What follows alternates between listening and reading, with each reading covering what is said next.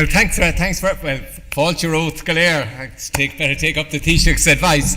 Thank you very much indeed for coming. It's a great honour to be here and to have listened to Commissioner Carol de Gucht quoting Edmund Burke. It is a wonderful occasion, and I'm delighted to be here. I think the Taoiseach has outlined for you really well the Irish story and how trade has been at the heart of the rebuilding of the Irish economy. And I think Carol de Gucht has outlined the huge opportunity that there now is between the US and the EU, this huge transatlantic corridor where much trade and opportunity exists. And I suppose really the issue for us is how we're going to seize that opportunity. I think the constellation is really well aligned to seize that opportunity. There is clearly a political will on both sides of the Atlantic. That's been clear in President Obama's inaugural speech. It's clear in the mandate that the Council has given to Commissioner de Gucht to produce a mandate and try to get that in place by June. But it's also clear that there's a need for this. On both sides of the Atlantic, our economies are struggling to generate growth. And here is a tool that's available to us that forever has been a dynamic source of growth for economies. The first lesson you learn in economics class is the mutual gains from trade. If you trade, you can become more productive, you create more opportunities, and you have the chance to grow. That's what both sides of the Atlantic crave, is this opportunity to grow. So this is something that's within our hands. We also are uniquely privileged in that the opportunity is there, and that's not there by accident. It's there because both Carol de Gucht and Mike Froman and his staff and their staffs have been working to produce, through their high-level group, a lot of the groundwork that's needed to make a real agreement a reality. I think that's the opportunity we have there. And this has been tried before, and we know that. And as Commissioner de Gucht said, it has failed before.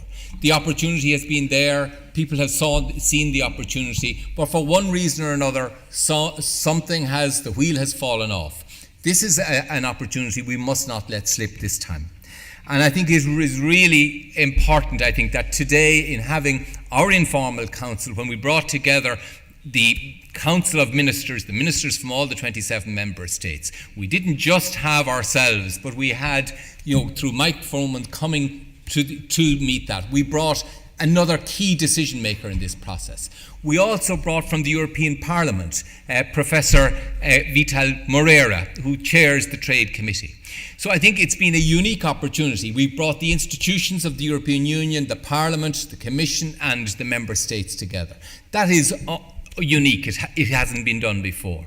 We also put our hand across the Atlantic to bring Mike Froman, and Mike Froman responded to that. So there is a huge will to make this happen on this occasion. And we also today had with the Business Europe and the US Chamber, Tom Donoghue, who I saw come into the audience there just a moment ago. So we've brought the business, the political, and all the key decision makers really have been here this today. And I think the momentum that we've created here, and the US Embassy is here, is adding to that. That momentum must not be lost. We owe it to the 26 million people who are out of work in Europe. Equally, the US is struggling with high unemployment following the equal difficulties after this economic crash that has been suffered. So this is a time to take up this opportunity. The famous, the great writer, and I said this across when we were talking at the Business Europe contract, the great Irish writer George Bernard Shaw, he talked about, the reasonable man seeks to adapt himself to the world as he finds it. But the unreasonable man seeks to change that world and adapt that world to the needs. And what we need is the unreasonable man, because it is the unreasonable man that makes progress.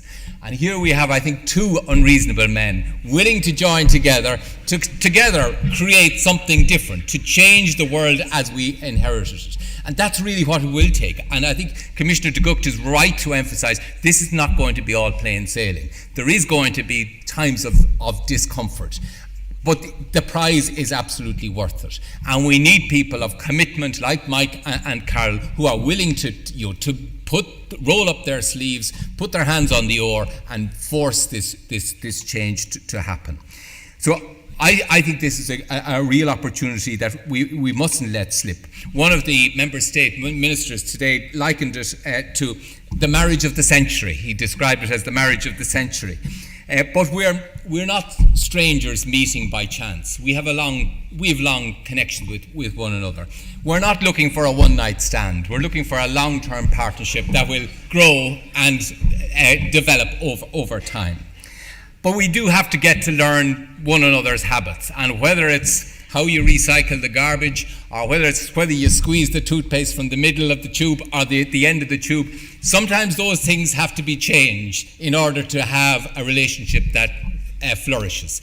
So as part of the work that Carol and Mike will have to be doing is changing the way we perhaps perceive things, but preserving what's important. And I think that's recognised. There are bedrock values that we share. There are other issues on which we will differ and won't be able to change. We can't change everything, and no marriage seeks to change everything in the partner. It wouldn't be a partnership if you sought to do that. So this is a journey of opportunity. It's not going to be plain sailing, but I think with the goodwill that I think has been generated today, which is, I know that Taoiseach has put huge effort into this, President Obama's commitment, there is a huge opportunity out there to be seized. So I hope that the work of our council, and I have the privilege to occupy the chair in the Trade Council, I hope that over the coming weeks, and it's only a short number of weeks, that we can bring member states together